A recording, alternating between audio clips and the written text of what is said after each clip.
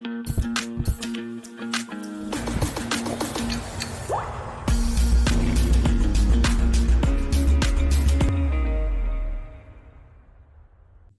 welcome everybody to another episode of Chocolate Travels. I am Joseph with Bean to Bar World, and I'm here with Laila and Shanour from the Heart of Cacao. So hello guys, nice to meet you. Nice to meet you. Hello. Good to meet So you. let's talk about where you're based and what got you both excited to make Bean to Bar chocolate. Phew. Yeah, good place to start is home. Home is Amsterdam, Holland. What got me started in cacao? As a child, I remember my mother always bringing in as a treat the little Merci bars, French, all sorts. Growing up, I became a chef, culinary school, pastry school, after that hotel school. And in pastry school, I first got acquainted with cacao, chocolate, technically, how to make bonbons, things Right. like that. So you learned how to use chocolate, but they didn't teach you how to make chocolate. Exactly. Right. Exactly. Okay. Yeah. As pastry chef, that was my world. I think for 90% of all chefs, that is their world. We're all very dedicated to basically one brand, and that's the Calibo generic brand that everybody's using. And Right. obviously, high class, always homemade food I was trained in to make. So that in that particular ingredient, the Calibo chocolate was the world to me. Yeah, many years forward into culinary world, I left that world basically. I found myself 10 years ago that restaurant business was not anymore my type of, I said it, profession where I want to make my money. And I changed my life at that point. Living in Amsterdam was always in a party mode. The 2000s were actually very hectic. Everything is possible. Whatever you think of Amsterdam, yeah, there's a lot of truth in there. So I was mid 30s, 10, no, 15. I'm now almost 50. Mid 30s, 35, 36. Already changing my life into what's more out there. And origin as such in general was always a big concern for me, how things are made, grown. Okay, so you got to learn more about where the food that you use is made. Appreciate. Yeah. I radically changed my life and found myself in raw foods. Okay. That was 2010ish. And then I got introduced to the raw food scene in Amsterdam, and that was very upcoming novelty. And I started to set up a business as a raw food catering. That's where I met David Avocado Wolf first, and he introduced me into raw chocolate. Long story short, his seminars in Amsterdam. This guy is for people who do not know him. David Avocado Wolf is a pioneer in medicinal foods, how food treats your body, how we are connected to nature. So many answers and questions we have lifestyle related are answered in foods. And that's basically the door opened there for me. Okay. And the tip of that, yeah, I say that mountain is raw chocolate. And there I learned that I knew nothing about the product. Everything I learned about chocolate came from this beautiful Belgian company. Right. but it has nothing to do with bean to bar or cacao as it could be. Not so much Right. should be, but how it So, also could be. so if your background is in food in general and you were in raw food in general, why did chocolate and cacao stand out to you? Why was that something you wanted to specialize in? Okay. At some point, I've yeah, peeling potatoes. No, you do enough, it's gonna bore you. You make the lasagna 15,000 times, it's gonna Mm, bore you. It's something I cannot really describe it, but it's always gave me a sense of pleasure. People receiving my products were always happy, always interested. They were amazed by it, and I okay. see their world change as well. Their concept of cacao of chocolate changed there Mm. in one bite, and that's also my interest, how it strikes me basically in all the foods I've worked with. So uh, why did you decide to make your own chocolate? When you were getting into raw foods, um, what sort of raw chocolate did you have? Was it something that people around you made, or did you just purchase raw chocolate from somewhere? at the beginning I was mostly using liquor cacao Okay. mass from organic suppliers Mm, that I learned existed in the superfood supplying world. That was one of their products, of course, and I started using the liquor. And for about 6 years, I make a praline chocolate bar, a which was praline? a praline bar, yeah, Okay. Okay. all handmade. The base was hazelnuts, and with all the raw food rules and regulations, I had to soak the hazelnuts. I dried them in a dehydrator, then processed them into hazelnut butter. Okay. That was the base of my praline. Everything was vegan, of course. So cacao butter became my fat Mm, substance. right, right. Cacao powder.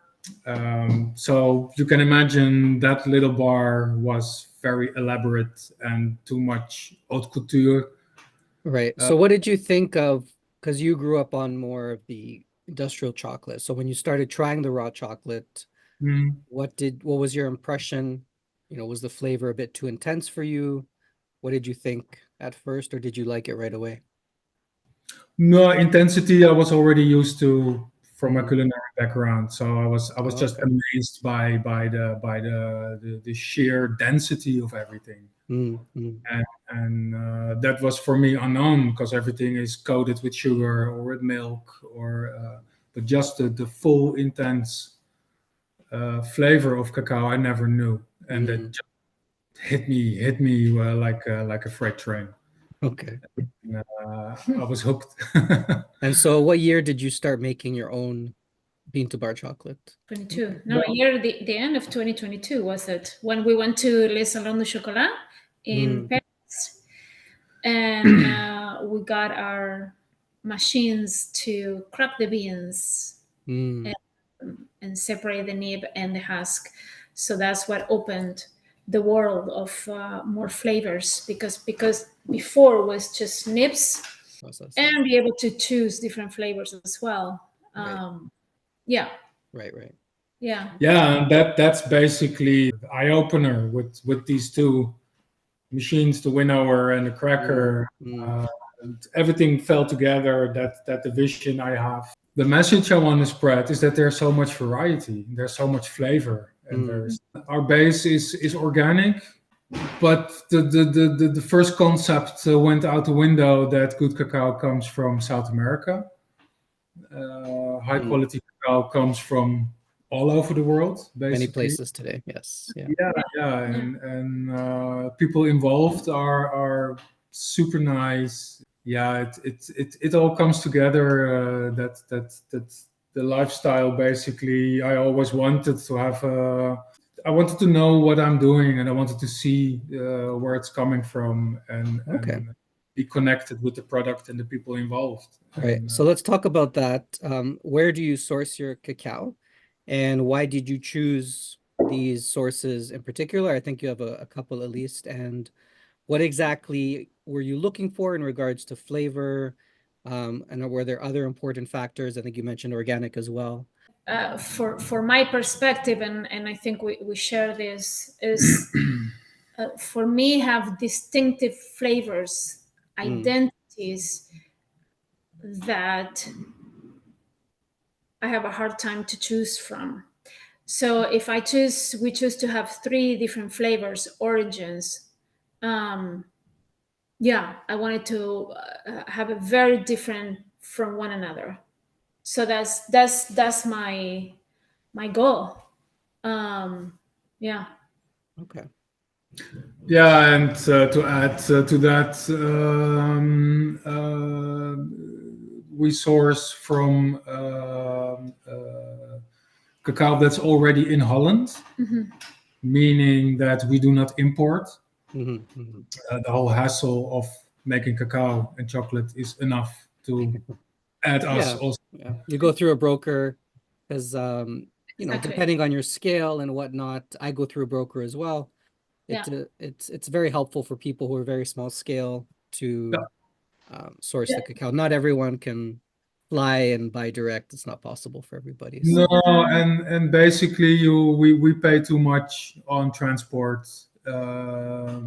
right. It can be flown in, FedEx is the laughing third party there. Right.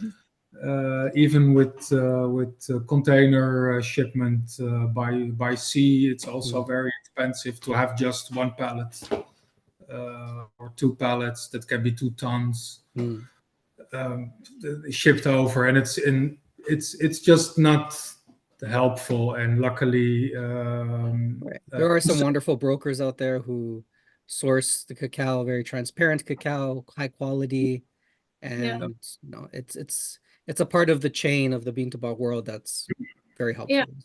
Yeah, that's the other thing that we're looking for. Who's the person that connects us to the farm? What is it that they do? So they Right. just pick up the phone and order cacao? No, they just go in person. They check. They just connect with the people, with the farms, their practices, and then make sure that we get like an not only organic certified, but also what kind of practices they do, Right. for the people involved. From the get-go. Yeah, and So I think that, that's important for people to know because there's other people in your situation who are hearing about this bean to bar chocolate. They want to start making chocolate, but one of the hardest parts is where do I get the cacao, right? They go on Amazon, they go on, and they don't know how to access really good cacao. But there is definitely a lot of nowadays, as opposed to 10, 20 years ago, nowadays there's some great cacao sources out there. yeah, definitely. Yeah, we'll get in. Once you open your eyes to one, there's some others come pop up, And that's so the you were saying that you like to source cacao that contrasts one another so that you have a nice array of yeah. flavors and aromas. So what are some of those origins that you carry right now that you use? We have one beautiful cacao bean from Ecuador. It's an Amazónico Trinitario single origin, and it's called Hacienda Sofia. It's a beautiful one. Family owned for generations, and that's what they do. One plantation, one cacao bean. That's the beauty. And then the other one that we love is from Nicaragua, the Matagalpa region. But this one is a cooperativa instead, or like a co-op, and that helps the small farmers, owners, and family-owned farmers, and they become organic. They teach them business, bean to bar procedures, and things like that. And that is also a beautiful organization to see, and Right. to support. What else? And we have the Peruvian, Yeah. where that's the one I started with and work with for the last decade, and that's the nib based. Mhm. That one is very dark, chocolatey, more red fruit Okay. type And of. so these chocolates that you're making, when you're talking to me about the flavor, is this with sugar added or liqueur, cocoa liqueur, 100%? What is? We make both. We Oh, make okay. what we call the ceremonial, which has no sugar. Okay. That would be 100% paste or liquor cacao Mm, mass. And we make one variety 70%, but we use only coconut blossom sugar. So we do not okay. use cane sugar. Okay. Okay. And that that is a personal choice of mine, that Mm-hmm. I want to use a sugar which has a lower impact on blood sugar levels. And one of my things that I always have in the back of my mind, first, palatability. I want to have it as pure as possible, but still nice and Mm, edible. mm, One of our rules, basically, also in finding a new cacao, or actually finding a new anything, is the one rule is, do I want another zip or do I want another glass? That's the rule. mm, mm, And price or all these things come a little bit later in that line. But if I mm, don't mm. even want another zip, why bother, you know? Right. Yeah. Right. Putting flavor first. Yeah. As a chef, obviously, that's very important, right? Stimulating the brain, flavor-wise, Yeah. is Yeah. very Yeah. important. And in the back of my mind, there's always there's people with a lot of health issues, and cane sugar is Mm, just too much for them. mm, And mm, um, the use of coconut blossom sugar gives it a lower glycemic impact on the insulin levels, basically, mhm, of people who are almost diabetic or diabetic stage 2 mm, in a certain amount. They can still eat this sweetened chocolate. Yeah, that's always very important for me, to have something that's has a low impact in the body, but a high impact in value in somebody's life. Mhm. What surprised you about chocolate making when you first started, or did you already have a good idea of what to expect? No. No, I went in very bleu, as we say here, very green. Uh, I said that I had no idea. Mm. Just to be amazed and just to be, Figure it out as you go along. yeah, led by the cacao. And as a chef, I do have I think that helps. Yeah, you're confident in the kitchen, so you can figure things out in that way, right? yeah, yeah. And if you fail, you start over. Right, And right, that's if you want to be an artist and the answer is yes, then keep on going. right. Yeah, I think That's that's what some people uh, are very intimidated by chocolate. Mm. Um, and especially if you're not comfortable in the kitchen, a lot of chocolate makers come from a background that's not in culinary, so it's can be a bit intimidating. But to be honest, I came from a culinary background too, and for me, making chocolate was not something I was scared to do. It's like, Mm. let's do it, uh, let's figure it uh, out, let's try keep it, and water and intense heat, and you should be fine. It's um, But to so add to that, and that's also what made me a chef, and what made me that uh, food and food and nature and everything that comes with it makes me a chef, is that I want to dissect everything. I want to know mm, how it's made. mm, I want to yeah, peel back the onion, and you go deeper and deeper and deeper and deeper. yeah, And what amazed me extremely is that when the chocolate is made, I have never seen any food product or substance that is on when it's cold, basically, you can break a knife on it. it's so dense, so hard. Mm. Chemically, the cohesive powers within the cacao are so great that when it's 15 degrees Celsius, you can break your knife. Yeah, those big blocks, if you try and break it with metal, you can bend the metal sometimes. Yeah. Exactly, but 15 degrees Yeah. higher, it's melted, and then it's liquid. That's a good There's point. nothing I can figure out that maybe ice has the same, but Mm. then Mm. like in 1 degree difference. But most things, It even butter. is it is a fascinating food. Even the fact that it's an ingredient and it's a finished product at the same Yeah. time, Yeah. that's kind of Yeah, Indeed. cool as well. yeah, Yeah. yeah. And the chemical side of cacao is so amazing how dense it is. And with tempering chocolate, it's called tempering for a reason.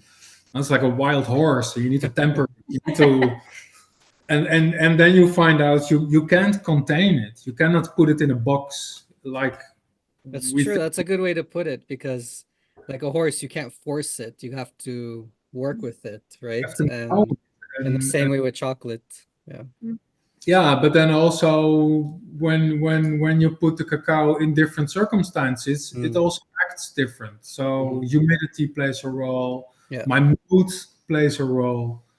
Mhm. If I want to rush things, oh, it slaps me back instantly. And Yeah. Yeah, there's so much variance in regards to genetics of cacao, but even that one bean from start to finish, there's so much variability that can change the end product.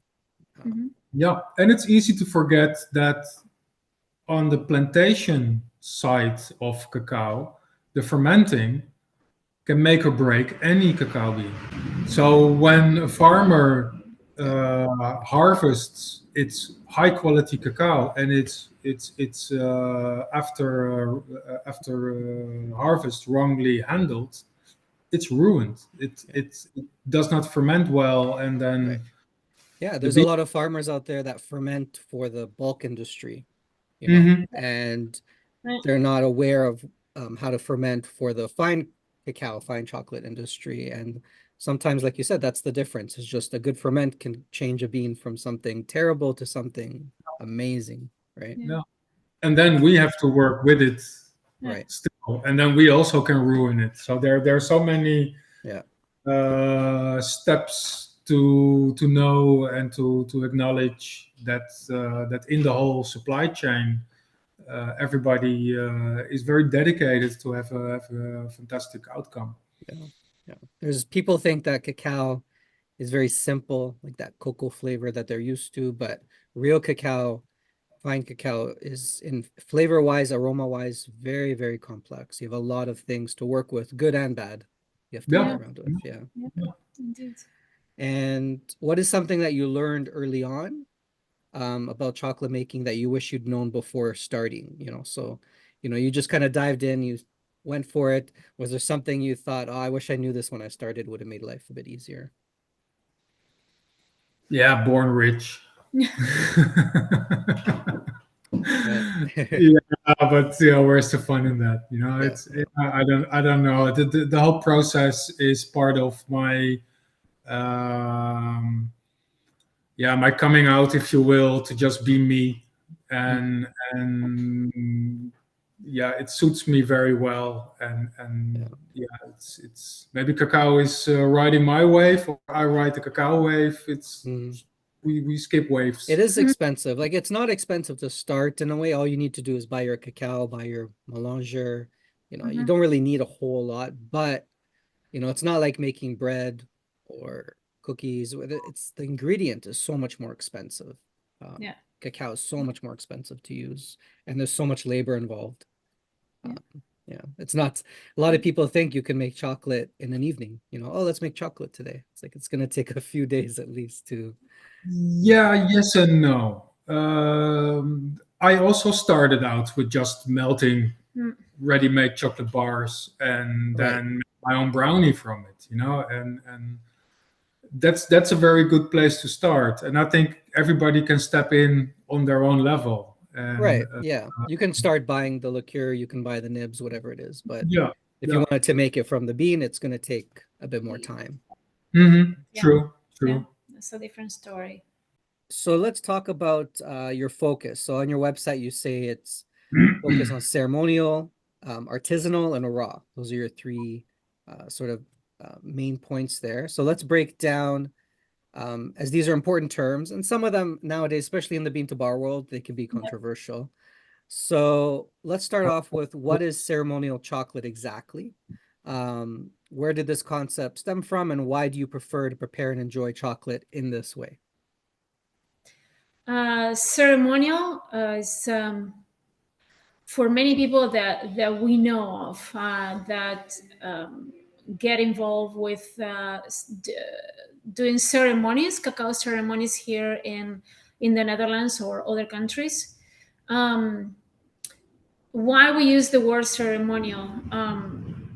Because they recognize it better that this cacao drink, this cacao can be used for a special occasion, either a ceremony will self or like a ritual, or in a group setting. And because it's minimally processed, it's unroasted or raw, and we don't add anything to it, so it's the most pure cacao that they can get.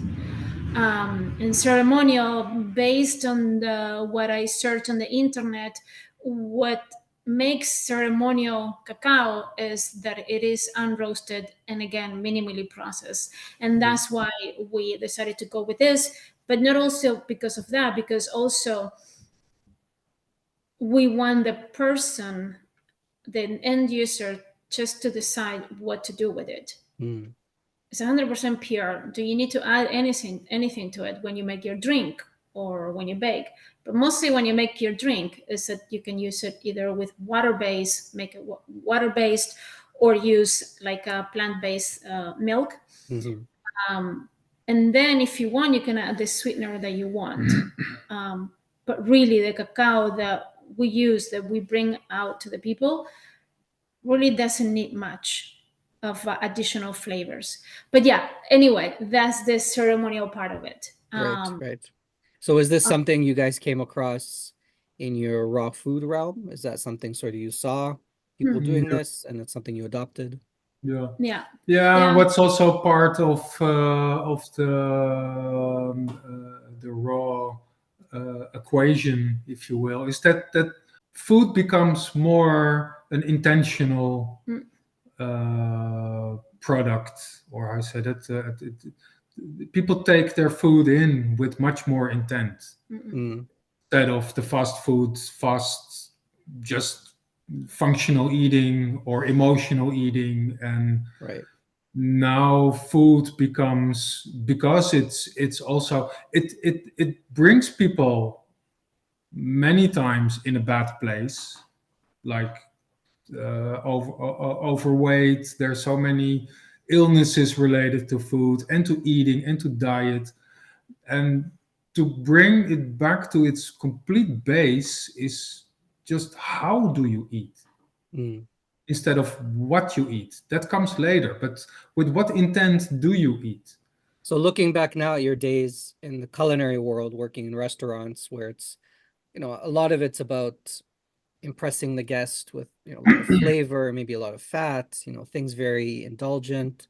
That's generally what you get in a lot of restaurants when you eat out, because I worked in the culinary field. Well, they tend to put a little more fat, a little bit more sugar, a little bit more salt, because that's what brings people back in, right? So knowing what you know from back then and what you know now, how do you describe that difference in appreciating food?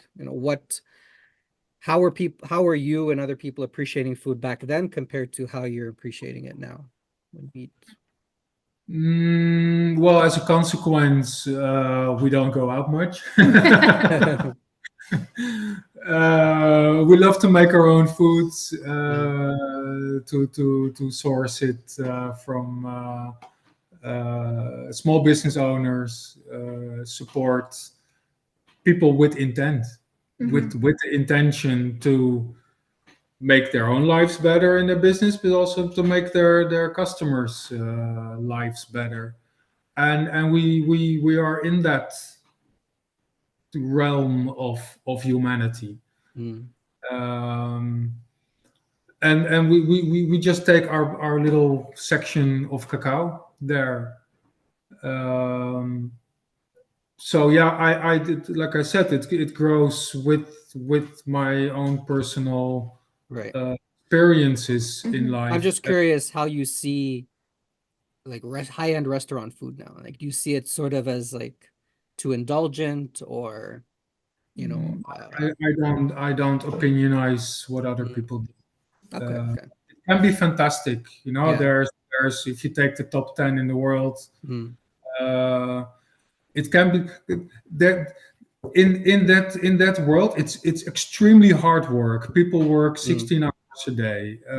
There's a lot to do in this era with labor circumstances, also in kitchens. mm, I've worked in restaurants that were very good in what they did, and they were almost annually offered a Michelin star, but the owner says, "No, I don't want it."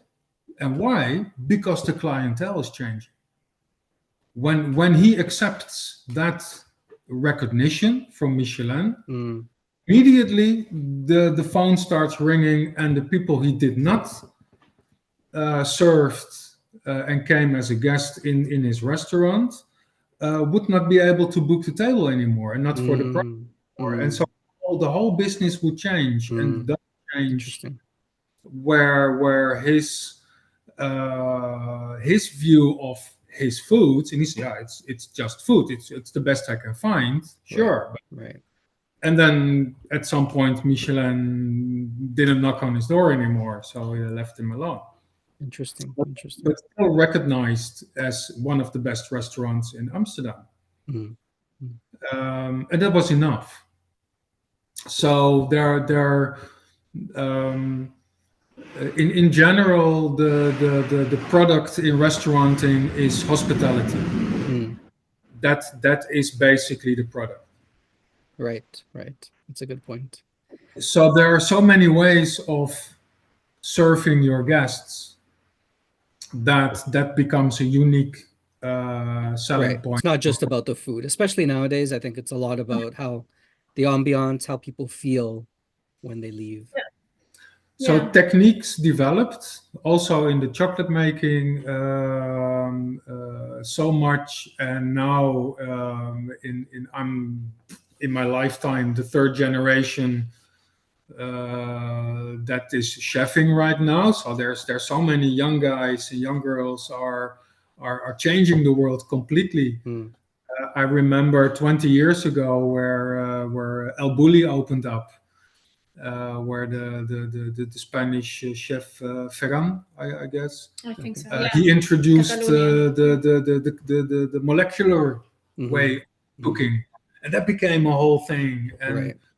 he knew that was ending too, so he collaborated with this Indian guy, Prodigy, and he says, "Okay, come, but bring all your herbs and spices because we're stuck here. So we need more. We need your basic Oriental Indian type of flavoring." So he got taught as well, and that's what we need. We need to be taught by each other. We need to elevate each other, and that is what I very much like from the high-end culinary world. Is that the door is always open for good advice, to ask and to give. I had chefs next to me getting a phone call from this other restaurant. "Oh, how do you do this?" And this is the recipe, and it works. No, buying a book of a high-end chef, a cookbook, they put their reputation on the line. So the recipes must be correct, which is a good tip actually. Get a book from somebody who knows, because they put their hat on the chopping board. Right. That's a good point. So speaking about this, how does this come into the word artisanal? So you talk about your chocolates artisanal. So how do we define artisanal? And what do you wish for your customers to know when they see that term? What are you trying to express? Well, technically, it would be that it's handmade. We do not overdo things. It's not a race to the bottom in quality, in means of production, things like that. It's also trust. Yeah, that's what it's not. But what it is loved, taken care of. That is what Artisanal means. And then Maybe not just production, not just pumping it out, but no, enjoying the process of what you're making. it's an alchemical process for Mm. sure. And the spirit of doing must be there. That means failure. That means success. Both. So there is always change. There's a slight variety in every batch. That's why vintage is so fantastic, because yeah, it's a one of a kind. It's so artisanal means for me that it's a reflection of the moment it's made. Mm. Basically, and within my skill set and my parameters, which are what they are, and other people can judge it. It's good, it's nice. I like this one. Oh, last time it tasted like this, but now it's there's something silkiness extra in it. What did you do? And sometimes I don't know. It happens, and that's the charm, and when things lose their charm, it's already industrialized, basically, because then you try to contain things, you try to repeat things to the max, and Right. where things just go out of hand, basically, and into machines. Yeah, there is, working in the culinary field, it does suck the joy out of your job when it just becomes about repetition, Yeah. as opposed to getting a feel for what you're doing that day and sort of enjoying it. And yeah, I remember that production always really sucks the joy out of a lot of Oh. a lot of it. Yeah. Can't have an artisanal restaurant or any outlet and then just serve the same menu year round. Right. That doesn't fly. That's Yeah. Somebody tries to sell me something I don't believe. It's kind of like an artist painting the same painting over and over and over and over again. Like we don't think of it that way for artists, so it's, why not for a chef? But let's talk about now the term raw. So you guys talk about using raw chocolate, making raw chocolate.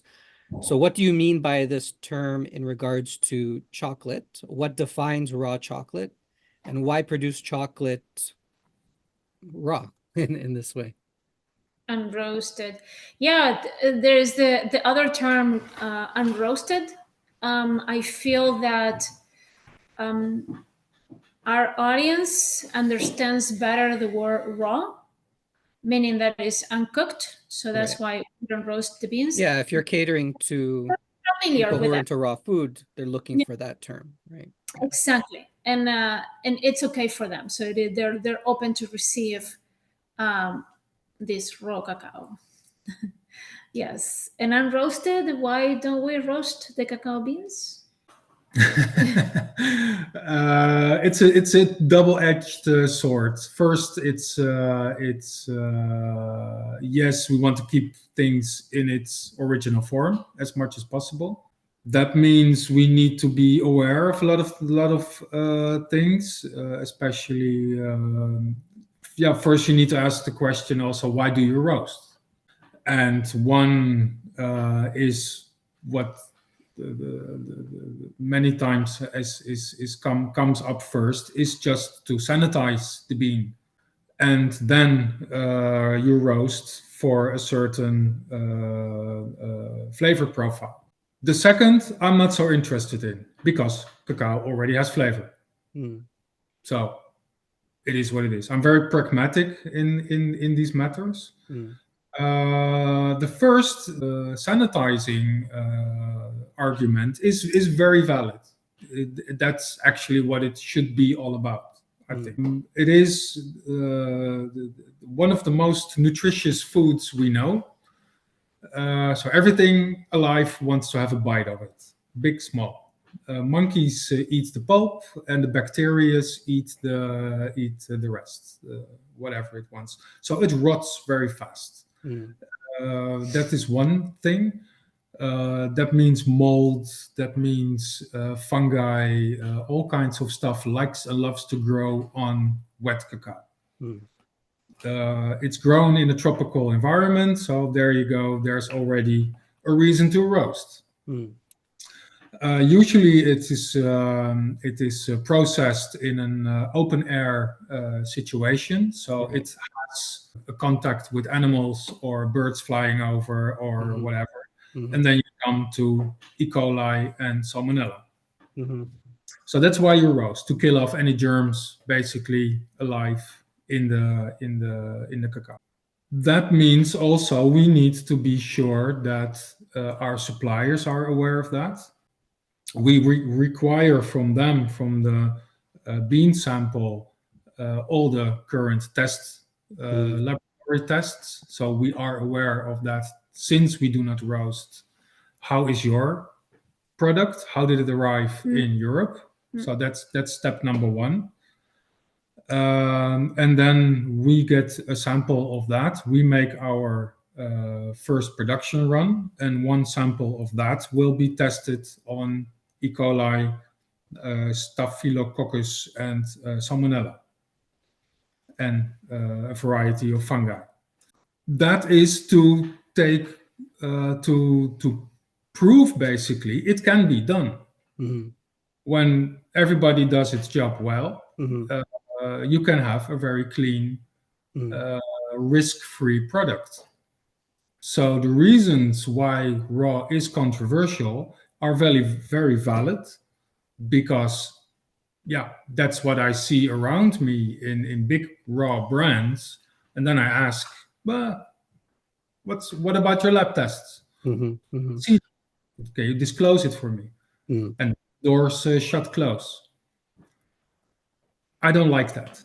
That is how I see myself in the chain, basically, as then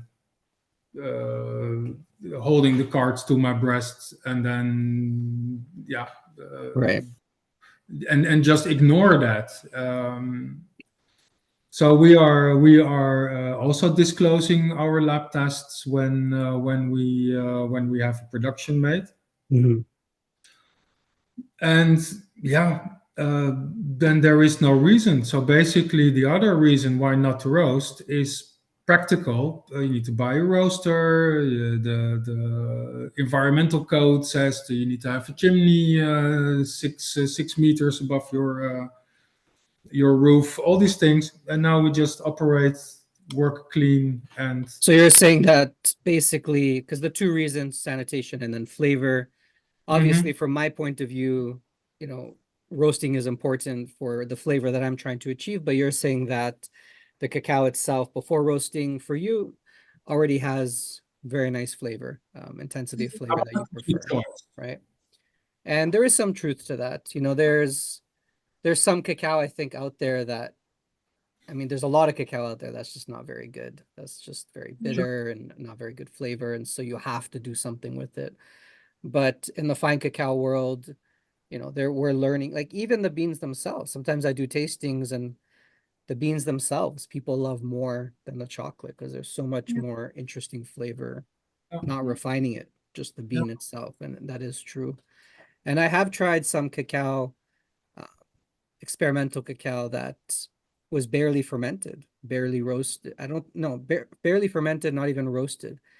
And the flavor was not like cacao, but very interesting, very nice, very different. So I think that there's definitely, in the bean to bar world, I'm familiar with a lot of controversy with the raw, and I can see where they're coming from. But at the same time, it's a food like many other foods, right? There's a lot of, when you look into meat and fish, there's a lot of cultures that eat raw meat and fish, but prepared properly. And there's some that would never do that, right? So, food is like an art. It depends on what's the intent is. If you have the means to create it and you know what you're doing, then why not? Yeah. But Yeah, and it should be a choice, and not out of obligation that you might spread some disease or whatever. And yeah, I if think that is it's the case, we just have the choice to roast or not to roast, and that makes us different. And then right. for the audience out there, there's something to choose from, Mhm, mhm, and people can make up their own minds. right. They're But like you grown. said, it's important for people to be aware of the testing involved, testing your cacao, knowing, it's not anyone can't just, use raw cacao how they please. They have to have some knowledge at least to do that. Just like any chef, you have to have some knowledge of the food that you're using. You can't just use ingredients willy-nilly. Yeah. Yeah, Um, the thing is that nobody asks at the counter of fast food restaurants if people wash their hands after the bathroom. right, And then I have to go to a lab to prove my product mm, is food safe. right, right. I'm like, we're measuring with double standards here, Mm, and I love that. No, I love the question because uh, I got this saying. It really resonated with me, and then if it's true, it can take a beating. mm, that's a good point. Yeah. And then I just beat me up. Try me. And your questions are valid, and I wish that Right. people have those questions much more. So Yeah. whatever journey their food has on their plate, ask about it. Yeah. I think a lot of people who, especially when it comes to food, it can be, very, people have their opinions about it, but Yeah. sometimes people base their opinions on emotion. They never had a conversation with somebody like you who actually makes raw chocolate. So, it's kind of like art. In university, I studied some fine arts as well, along with sciences. And I was never big on modern art. I'm still not today, but the more I understood where a lot of modern artists come from, it's like it makes you less emotional about it. Like at least you understand where someone's coming from. And I think Mhm. that's very important, especially in the food world, is to have conversations, Yeah. to listen why people are doing what they do. And it's much easier to move forward, I think, in that way. Yeah. Yeah, and it all comes back to intent again. Right. Do you also want to know? And that's also a choice. Right. Right. So if you already have the intention not wanting to know, then there is no question. Just Right. yeah, then Right. fine. That's Yeah. I wish you a happy day. Mm, mm. And just something I want to bring up too, because use the word raw to appeal to your clientele, but there's also some people prefer the word unroasted because there Mhm. is a little bit of, because you might know more than I do about raw, because there's certain temperatures that food needs to reach, and when you ferment cacao, maybe it exceeds those temperatures. But even when you refine the cacao, Raw, my melange gets pretty hot too. raw food police. They're knocking at your door right now. Yeah, that's no.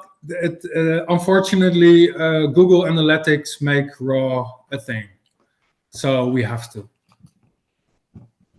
Sorry, say that again. Google Analytics make raw a thing. It's a search term. It's a marketing tool. Right. You can have a cooked potato, put raw on it, and sell it as raw. No problem. Mm, The raw is official term for the uncooked, unprocessed, yada yada yada. It's right. marketing. To be honest, it's all marketing, and that is what I've learned from the last 10 years in the raw So uh, then, world. you're right. But let's just unpack that. So when you say raw chocolate, what are you saying about the product? Mhm. Less processed, less heat. Yeah, What is it? non-roasted, not roasted. Yeah. But when we You're not saying it's raw like a raw apple, for instance, right? no, No. it's not. It's not a raw apple. But for instance, when you put a tomato in the fridge of under 4 degrees Celsius, I don't know how much it is in Fahrenheit, but that's like a little bit above freezing. The tomato will freeze, Mm. but it's not where water freezes, you know. Mm. So every product has its own temperature where it Right. reacts to. Yeah. You can have an almond in the shell, and it can survive a forest fire, and it will germinate because that's what the shell is for, basically. But it got over 60 degrees Celsius. Well, no, or raw food police says it's not raw anymore. So, whoop, Right. you're out. Yeah, and That's from what I understand, there is no universal standard. It kind of shifts a little bit. But I think some people get upset about is like there's a literal definition temperature, and if you surpass that, you're a fraud. And I think it's not quite that black and white. It's a little bit more flexible. it's not that black and white at And all. everyone has their own, not everyone, but like people have their own opinion of what they mean by raw. Just like vegan can have different interpretations, right? Yeah. Yeah, and that's the whole thing about it, and that makes it a discussion without ending, and then it's close to religion. So yeah, it's a belief system, and I need to respect that because it is other people's beliefs, Right. not necessarily based on the truth. Mm. And many things are also up for interpretation, Mm. and that's where we can meet each other. And for me, it is basically also a means to open up a conversation. Mm-hmm. And when you have somebody to communicate with, there is something to learn from each other. Yeah. It's a way how we perceive things, how we I think dedicate.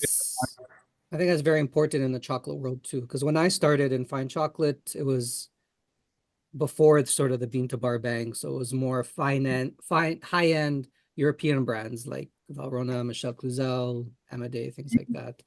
And chocolate has changed so much. And if we only define fine chocolate in those parameters, we'd be missing out on so many interesting, incredible products. And I think if the bean to bar world is going to grow, if we want to appreciate cacao, which is the basis of it, fine cacao and promoting good quality cacao and ethical cacao, we need to allow people to use it in the ways that they want. I think that's important.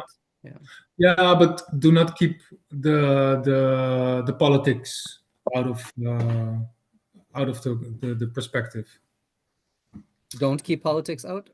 Well, it is also business. Cacao is one of the major commodities in the world right now, and big like the EU legislation right now, starting next year, says that every non-European agricultural product must be proven and certified that it does not come from deforestation. Welcome in Ghana. Right. Welcome in Ivory Coast. Right. Yeah. Where 40% of world's cacao coming from. Huh? Yeah. Don't forget that West Africa is huge. Whatever, like it's triple South America, something like that. It's and they now can prove that they're not from deforestation, because that is Nestle, that is Callebaut, that is Lind, that is all these big brands now. Yeah. And we just surf that wave because all our cacao is just from forest. It is the forest. Right. And that'd be interesting. That's a beautiful turnoff where it's the industry is going to shoot itself in the foot because of the bean to bar, because the big industry cannot do what we do. They have a completely different production process. Right. But since the last maybe 10 years that bean to bar became a thing, they're like, okay, what's happening over there? And the people in the street love that better than us, and they tell a better story than we. And now what? And yeah, I'm very interested how that pans out, Yeah, because it will be interesting. yeah. So let's move a bit more to talk about the ceremonial aspect again, the ritual aspect again, because I think that's important. Chocolate, in my lifetime, in my parents' lifetime, has a very narrow view, you know, something sweet, dessert, indulgent, a snack, cheap. But with the bean to bar world, people are looking at chocolate a different way. You know, you don't finish a whole bar, you have a few pieces. Drinking chocolate is becoming popular. Ceremonial cacao drinking chocolate is becoming very popular. So coffee and tea have become a ritual necessity for many people around the world. We see, you know, in a way, people have there's, especially in Asia, there's a lot of ceremonial tea. That's not new, that's been around for a long time. But coffee, in a way, is very ritualistic for a lot of cultures. You can't take the coffee out of the culture, especially in places in Europe and whatnot. So yeah, exactly. So chocolate's not seen in that way. So you talk about making cacao chocolate part of one's daily routine. So what are some ways people can do that? You know, it's easy to talk about chocolate and cacao, but Foamer. there we No, go. a milk Yeah? milk The foamer. milk foamers. Okay. This is why how we like the cappuccino milk thingies. Yeah. Make it easy. Make it create circumstances that you're going to use it. No, and we offer a granulated cacao paste, which dissolves really nicely in the milk foamer. Nowadays, you have a big variety of choice in the So let's milk talk you about want. that. What's the best way for somebody at home, if they buy your product, they buy ceremonial cacao, what's the best method to prepare it? Maybe not the best, but like what are some good methods? Well, the fastest way will be getting the granules or the cacao paste made into granules or flakes, you call it, and then just based on the measurements, based on your goals and what is it that you're looking for at that moment. For me, is every single time I talk to a client, I say, how can I use it? Well, could be as a coffee replacement. Many people are doing that right now and wanted to move from coffee away from coffee and adding cacao. It's like, okay, do it gradually. How can they do it? It's pretty easy. They can, it's like mixing milk chocolate with either water or plant-based milk, and then add spices if they want to. But like I said before, with this type of cacao that is rich in flavor and in aromas and texture, you don't need to add much to it. Even choose the plant-based milk that is more like a neutral flavor, so then the cacao can shine, I would say. And the best way, yeah, is just if you don't have a milk foamer, then it's on the stovetop and keep trying to melt the cacao, put it in a blender as well, a blender, or like how do you call it, It's not as romantic, but a blender actually does do a good you can job. romantic, but you can make it romantic in a way. But what is romantic, right? But is it make it practical, like a daily drink? Perfect, like with coffee. If you want to go into the romantic side, into the ceremony, a ritual, then you start adding your intention, and then You can also cut up yourself. Right. We have a big 1 pound block. There's just different types of people. Yeah. People want to have a quick fix and they get a granule, and people want to have a little bit more time on their hands. They take a block. And if somebody didn't want to use, if they want to use just water, Sure. What's the best way to build up like a nice texture and froth with just water if you're not using milk or dairy-free milks? Well, the cacao is already creamy because it's fatty, right? 50% It fat. varies on the type of cacao. Yeah. I must say that different types of cacao have also different effect. The Peruvian, this one we have, that's a little bit more uplifting, which means that there's what higher levels of the theobromina and caffeine related substances. The Nicaragua we offer is very soft, very gentle. You do not get bitterness, nothing at all. It's amazing. And um, yeah, people are now also having, for instance, where the Hacienda Sofia is very rich and high in tannin, which is not so much bitterness, but also gives the spiciness.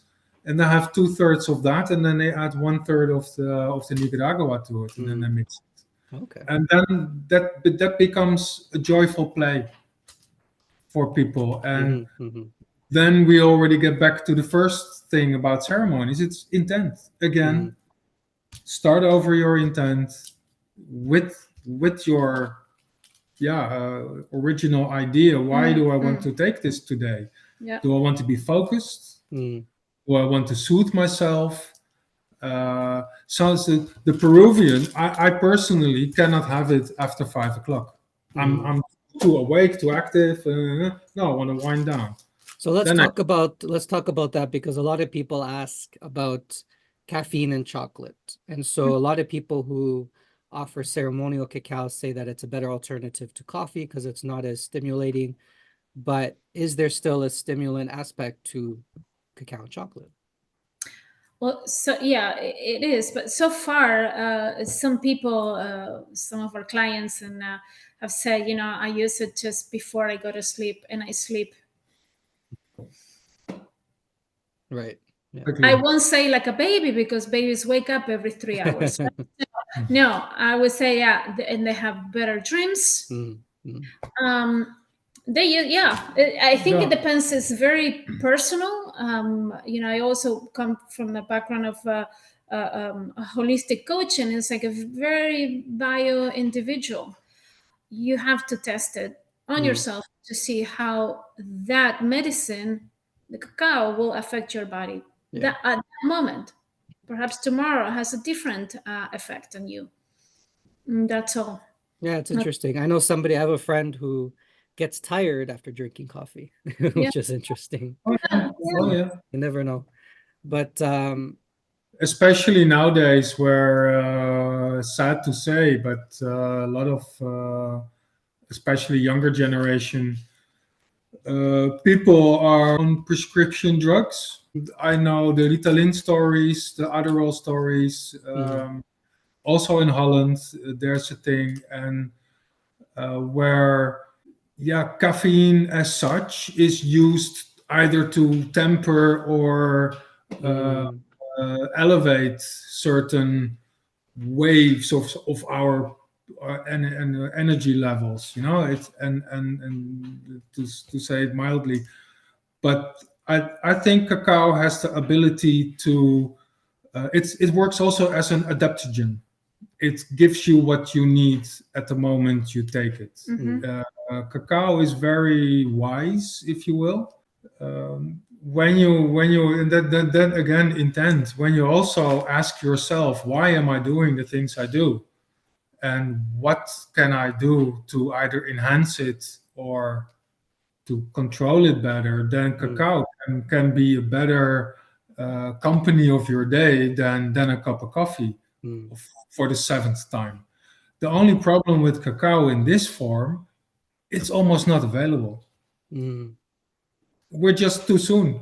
No, I would love to have cacao bars opening up like they were in the 1800s. Right. Yeah. No, that would be amazing. Yeah, and that will happen. The Cacao Elixir bar will open in Amsterdam soon, and we are connected with for Very years already the Chocolate Club in Holland. where people have an ability to have a non-alcohol, a drug-free environment, and then based on cacao, they're having a 3-day party. Yeah. Literally, it's. No, I mean, people don't appreciate what cacao and chocolate can be flavor-wise. You know, the intensity is sort of, in some ways, a bit like an espresso without the caffeine, but it's intense, it's powerful, there's a lot of flavor. And we're okay with that with coffee and other things, but when it comes to chocolate, we're so used to this very mellow, mild thing that when you have something like your chocolate, some people, they don't like it at first because they don't associate chocolate with that intensity, but that's more authentic, that's more chocolate, that's more cacao, right? It is, and people, we normally, we're every Saturday at the Biologic Northern Market. So it's an organic food market every Saturday, and when people look at our chocolates and they're just curious, and I tell them, yeah, it has only 2 ingredients or 1 ingredient. I say there's no milk in it. No milk, so it's vegan, and the type of sugar they will use, and that is unroasted. So all this that is pretty new to them, they taste it and it's like, whoa! I thought chocolate was gonna be bitter if it was dark chocolate, or it's like, or if it didn't have any other ingredients to make it. So even children enjoy this chocolate. I mean, they just eat it, and it's like, Wow. I already ate it. Thank you. Can you give me the next one? Okay, Get them when sounds they're good. young. Yeah, exactly. No, it is incredible to see. You know that it's how things are changing. There's so much to learn. There's so much to learn and so much to see, and that's the beauty that I see when we offer these 3 different flavors so far. The 3 different. That's amazing too, that children, it appeals to them as well, you know, because a lot of times parents give kids what they think they want, you know, a lot of sugary things, and but it just goes to show that if you introduce it, especially at a young age, they'll develop a palate for it, right? Yeah, indeed. Yeah, but also kids of all ages, you know, and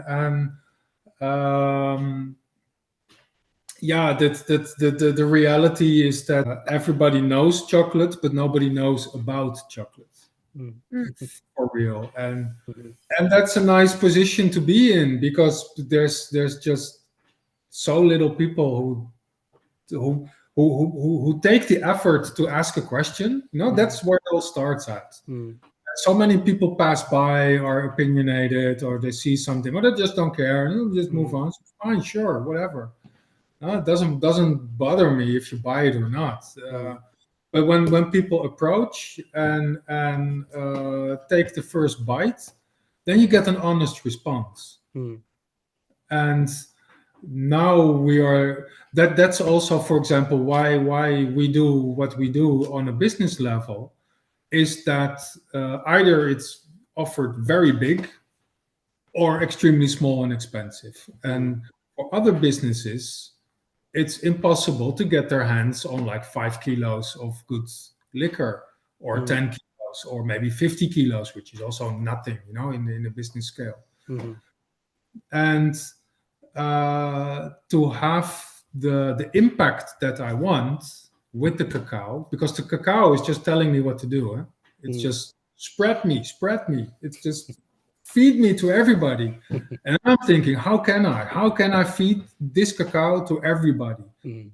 Do I brand it myself, or do I allow other businesses to take their share and bring it as their own? Or because it's not about that. That's not, we don't own this thing. It's and the position I just love to have as a business that we chose is that we grow with the awareness that there is a choice, that people have choice. And there's so much negativity and secrecy about, especially about cacao, because everybody knows chocolate but nobody knows about chocolate. How come? You know?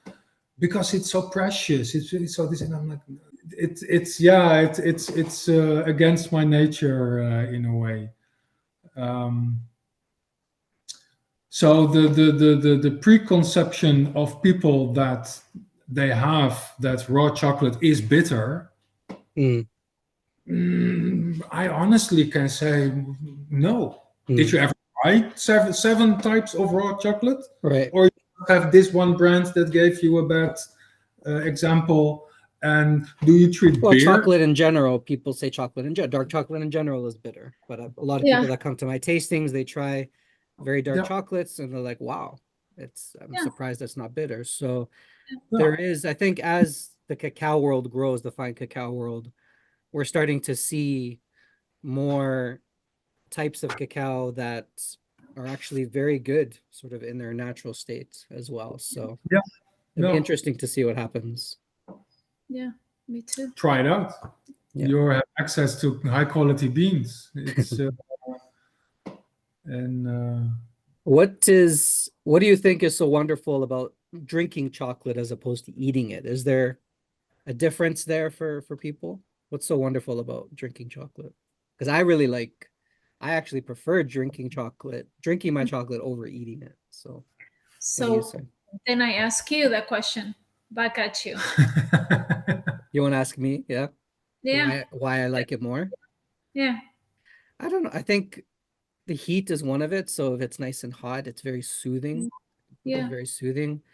And I feel for some reason it feels less indulgent because Mm, it's you have a big cup of a big cup of this of drinking chocolate, but the chocolate itself is very minimal. So it's like you're getting more for your bang, and I don't know, it's just very enjoyable. I like the texture, like if it's frothed up properly. I love that frothy texture, and you can still enjoy the same flavors of the cacao in the drink form. That's, mhm. I can still appreciate that. So, yeah. and you vary with your liquids, or you have a designated liquid. No, I vary. I mean, I do prefer milk, but Mhm. I do change it up sometimes. Okay. Yeah, but I love chocolate in that form. For some reason, it gets to me. It's more soothing. I find it very soothing. Yeah. Yeah. Well, I think the nose has a lot to do with that. Mm, The aroma releasing do trigger. Um, the, to say it differently, um, theobromina on in the brain level, in the brain situation, actually increases brainwave activity. Where you need to understand where caffeine, the reaction to the body for caffeine, is a narrowing of blood mm, vessels mm, where oxygen is a little bit deprived. Then the body has a counter reaction to it, also to get it out of the body, and that makes you alert. The processes of caffeine and theobromina are completely different.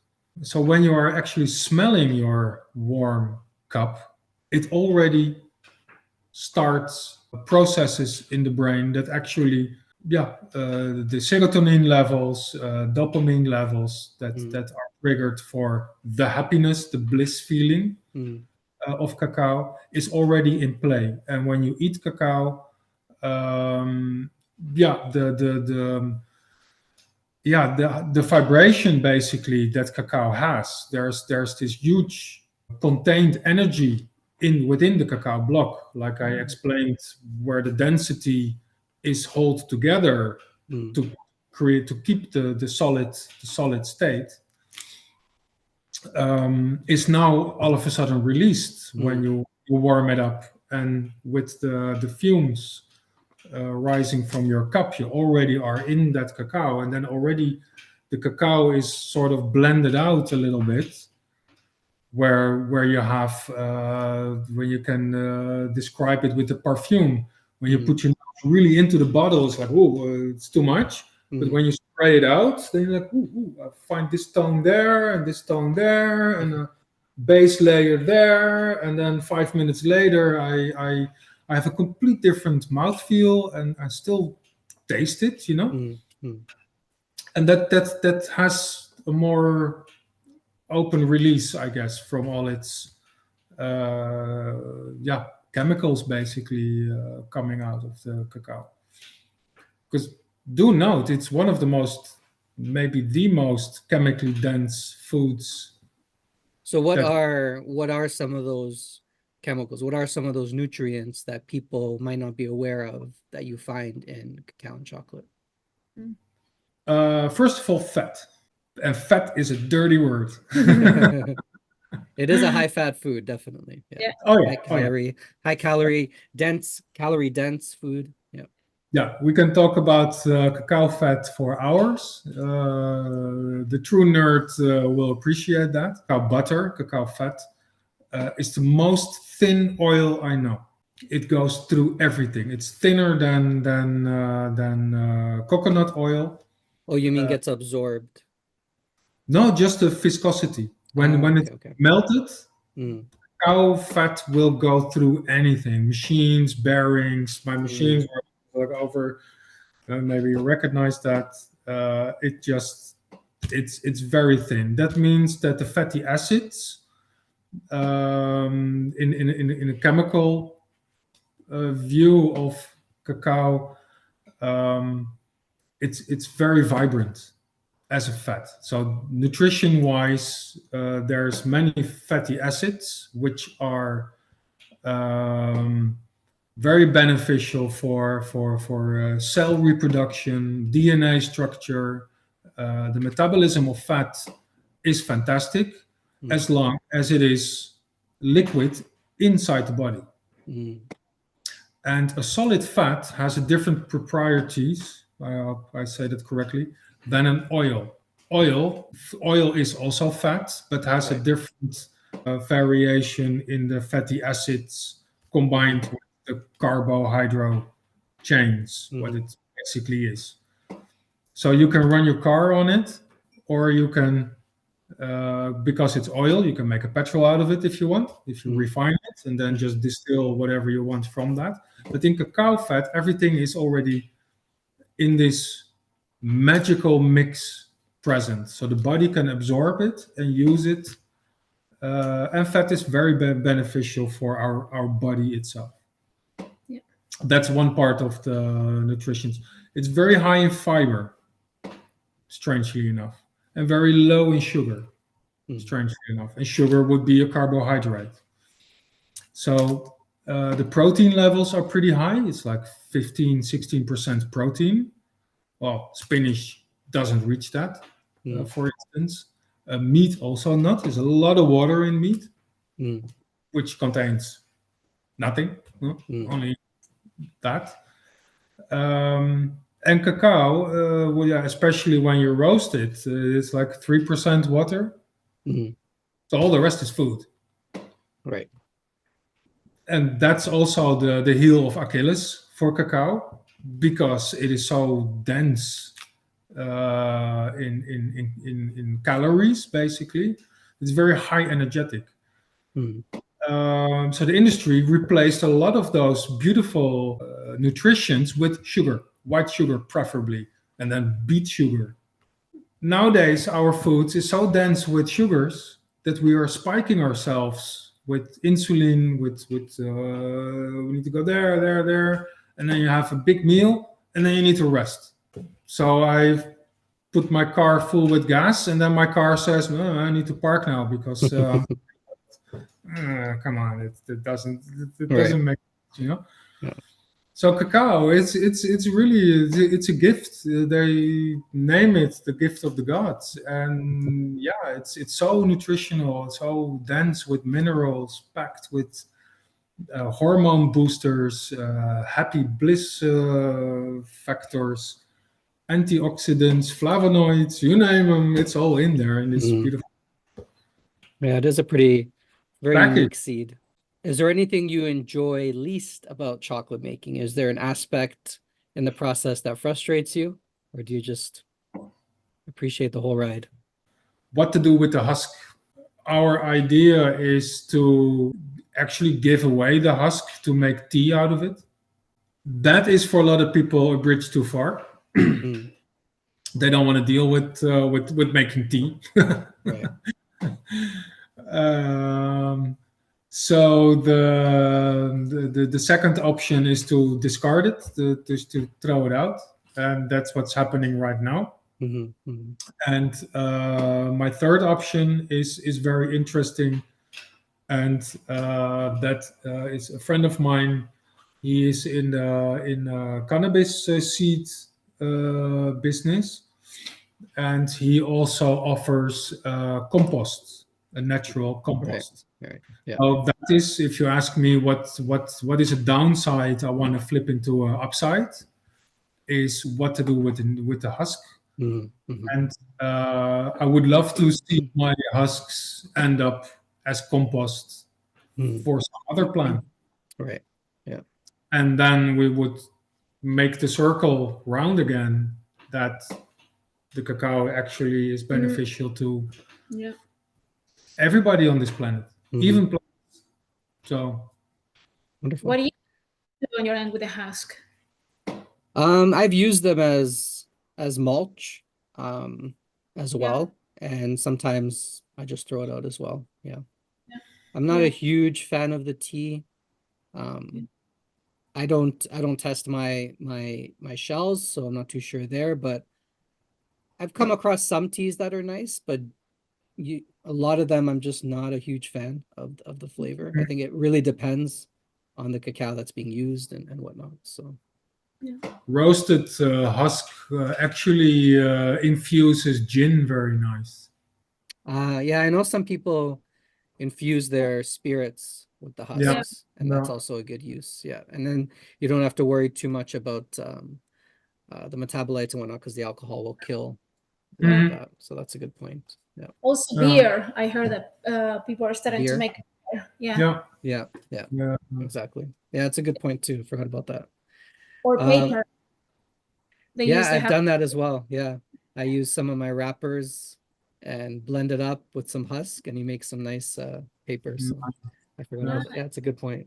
Yeah, we found in Belgium a company that is now experimenting on packaging. Yeah. 100% from husk. Oh wow, that's amazing. And it's beautiful. Yeah. Because it's not a perfect pattern or color, so it all depends on the husk, Right. So it's, and everything yeah, everything what the industry wants, like unity and repetitiveness, it's all out the window, and then they bring in cacao, and then it's an uneven package with uneven colors, with uneven structures, and everything. That's beautiful. Very cool. Do you think others should start making their own chocolate, even if it's just a hobby at home? Why or why not? Do you think more people should get into making their own chocolate, just like how people make their own bread and their own cheese and other products? Yeah, why not? Sure. Yeah. Sure. All hails to you.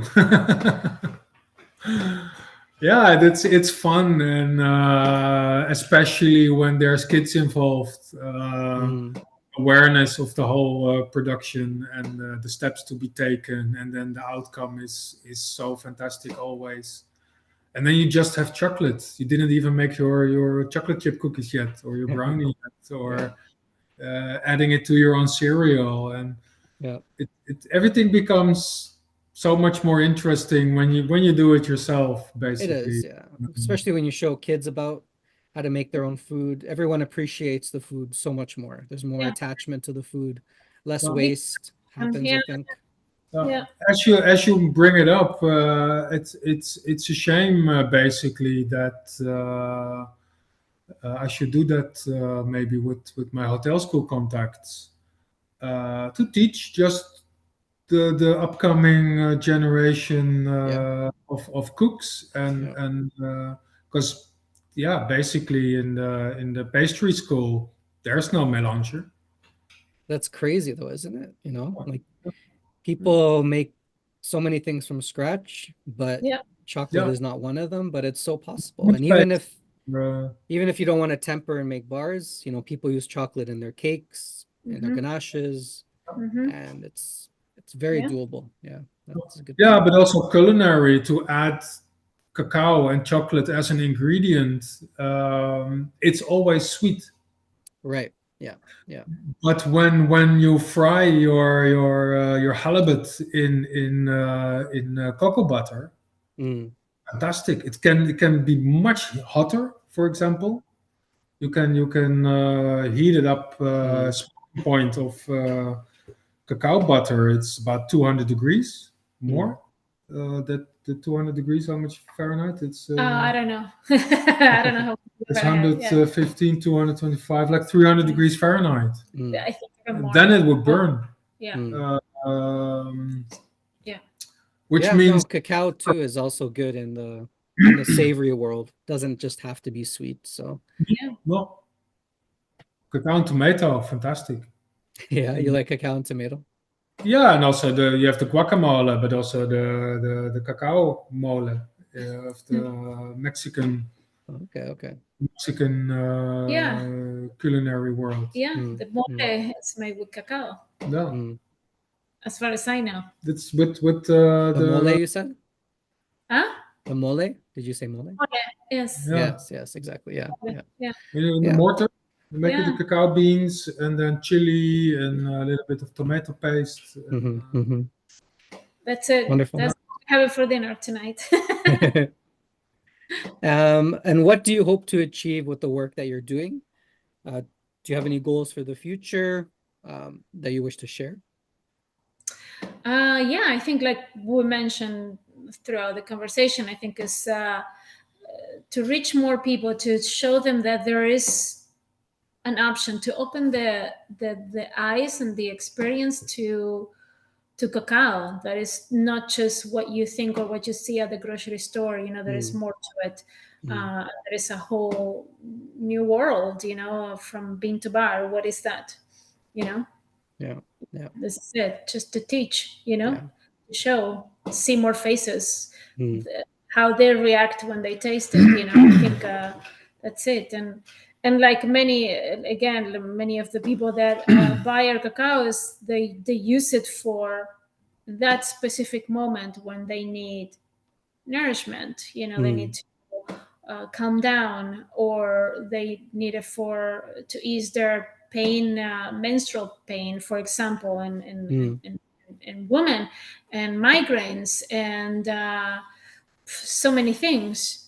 So how do we get to that? Then slowly. But yeah, I think that is for me the goal, just to open up the world of cacao to more people. Replace coffee with cacao. It's whatever they want to do, whatever they're open to it. But yeah, bring it to Change more. their perception of what chocolate and cacao is. Yeah. Exactly. Yeah. Wonderful. That's me. yeah, and in the tropical countries, there is a lot of turmoil in the social economic circumstances, and cacao is definitely a way out. Yeah. And it gives people in the whole region beautiful words, but everywhere in the tropics is a lot of um, unevenness in how people work and how they live their lives. And the beauty of cacao, basically, it can be a 1,200 hectare plantation or a half a hectare plantation. And with the co-op structure of, I think most plantations are based in a co-op where the fermentation center is the heart of their product. And with the bean to bar enthusiastics, we now create a whole chain where honesty and hard labor basically is rewarded and not seen as something that you have to do just to get by, And Taking pride in the hard work. yeah, and it's a form of respect and paying back, and we also, as there's so many end users, for the farmer, the fermentation facility is the end user. For the fermentation facility, it's the transport and warehousing is the end user. We are the end user of the warehouses, and our end user is the customer that enjoys it. Mm. If we do not disclose this whole path, then the one that drinking that cup of cacao or eating that bar with that intent, they have to know about all these steps and the hard work, and then it's like, oh gosh, this is actually really precious, and now it's going to Right. feed me. Now it's going to make my day, and it's Mhm. definitely not going to break my day. No. Right. Yeah. And like you said, there's a lot of great cacao all over the world, Yeah. and Yeah. a lot of farmers have their hands on some beautiful cacao, and exposing people to understand and appreciate all that variance in cacao and flavor, and having buyers to purchase that cacao is what's going to sustain that network. Yep. If nobody's going to appreciate that cacao, then it's either going to get lost, they're going to grow something else. Yeah. And like you were saying too, in some parts of South America, some people are choosing to grow cacao instead of other crops, which are more beneficial to everybody. Yeah. But we just have to make those connections. People have to buy the cacao from them, and people have to buy the chocolate made from the cacao, and keep that going. Yeah.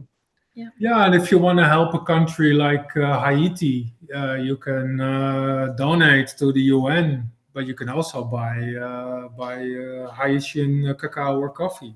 Right. Exactly. That goes directly into your stomach and their stomach, and Direct is always, that's ideal, right? Two hands shaking, making agreements. That's what's going to benefit everybody, I think. Yeah, so many also in the Congo. There is now with cacao, it prevents the people there that they have to hunt the gorilla, for instance, because they also need food. They need to eat, and if through war or circumstances that people there need to shoot the forest empty, then they will do that. But when you offer them alternatives in making their own plantation, they will do that too, and they love that even better because they don't need to go out, and they just can stay on their land and do that.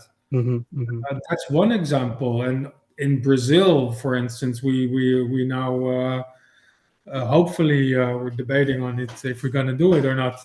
Work with this plantation, and they function as an eco bridge in the patches of rainforest.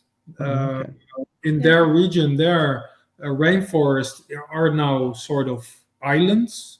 They're so much chopped. Right. And the problem rises is that plants and animals do not travel anymimore. Right. And now these plantations are set up to patch those forest pieces together, so animals can spread again. And it's that's also a return of interest, basically. What we can do all together with people who are buying it, and we're buying the beans, and the farmer has the plan. It's fantastic. And making, like you said, making people aware, making it visible so they see it, they understand it, they know what's happening. A lot of transparency. And it's you have choice, and people are I think very can be very confused in all the information that they receive from any outlet.